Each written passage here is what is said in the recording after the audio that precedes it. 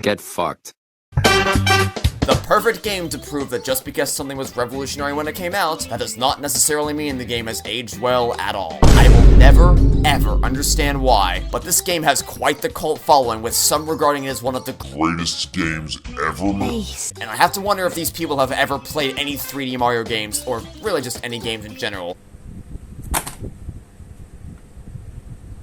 that were released after the Nintendo 64 era. Yes, when the game came out, it was one of the first games of this scale to ever be made in 3D, so things like free camera control were seen as revolutionary. But some games that are revolutionary still hold up over 20 years later, and in fact, outstrip many AAA games released nowadays. But others, like Super Mario 64, have nothing to write on other than its initial groundbreaking success, because trying to play this game nowadays is only pain. The controls are unbearably stiff and unforgiving, because you're only allowed to make major changes in the direction you're moving. No minor adjustments in your positioning are allowed, which becomes real frustrating real fast considering some of the jumps in this game. The camera is very similar in that it only progresses in stages.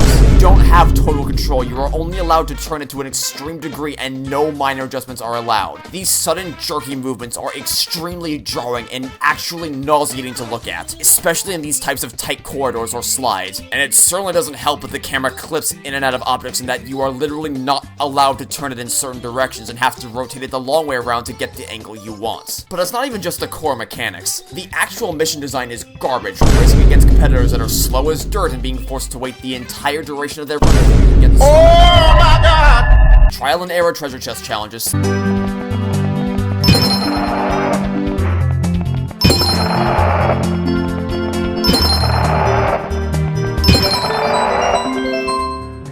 Slide sections with abysmal handling. The game is just a slog to get through, and if you told me I'd have to 100% Super Mario 64 or Sunshine, I'd seriously have to think about it. And in case you're wondering why 64 is here instead of Sunshine when I have very little positive to say about that game, it's simple. Sunshine has a pretty solid first half and decent controls. Super Mario 64 has neither, and you will never, ever get me to play this game to completion no matter what. Super Mario 3D All-Stars is a collection of one amazing game, one subpar game, and one indefensible dumpster fire. Jeffrey?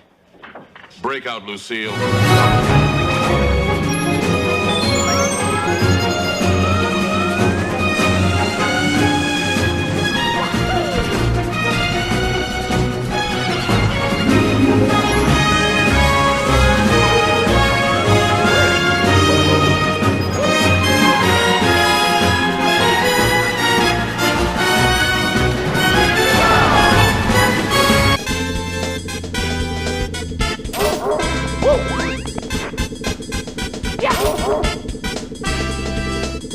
Yeah, that was hard.